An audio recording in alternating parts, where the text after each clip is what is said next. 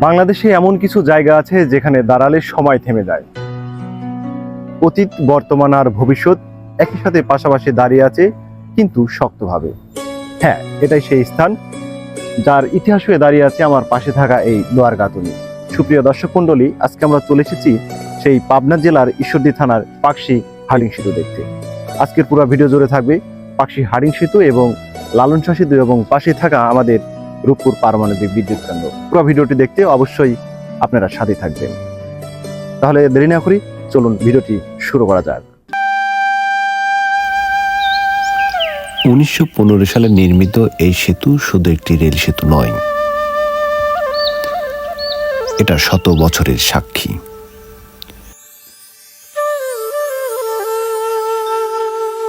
British আমল থেকে আজকের বাংলাদেশ সবকিছুই নীরব সাক্ষী হয়ে দাঁড়িয়ে আছে এই লাল রঙের গর্ব।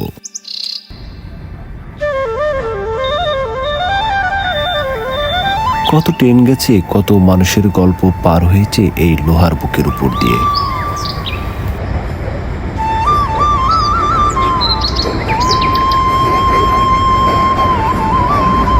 যখন ট্রেনটি সেতুর উপর দিয়ে যায়, মনে হয় ইতিহাস আবারও জীবিত হয়ে উঠেছে।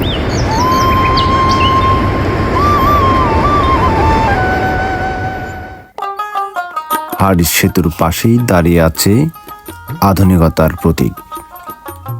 2004 সালে নির্মিত এই সড়ক সেতুটি যেন বলে, বাংলাদেশ থেমে নেই।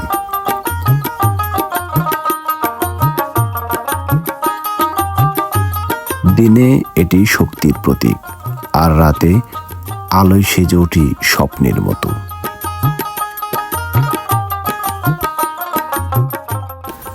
এই সব কিছুর নিচ দিয়ে বহমান পদ্মা।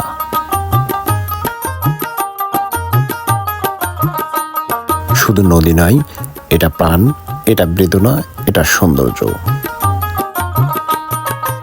কত কান্না, কত বেদনা, কত স্মৃতি, সবকিছু বয়ে নিয়ে চলে এই বহমান পদ্মা নদী।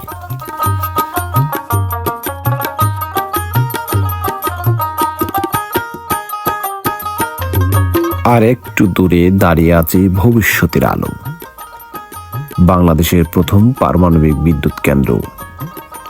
তা শুধু বিদ্যুৎ নয়, এটি স্বপ্নের প্রতীক, যেখানে বিজ্ঞান আর উন্নয়ন একসাথে হাত মিলিয়েছে, যেখানে আগামী দিনের শক্তি জন্ম নিচ্ছে।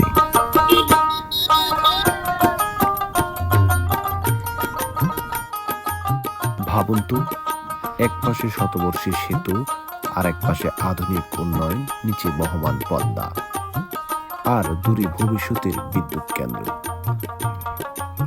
এই চারটি মিলিয়ে তৈরি হয়েছে এক অনন্য দৃশ্যপট।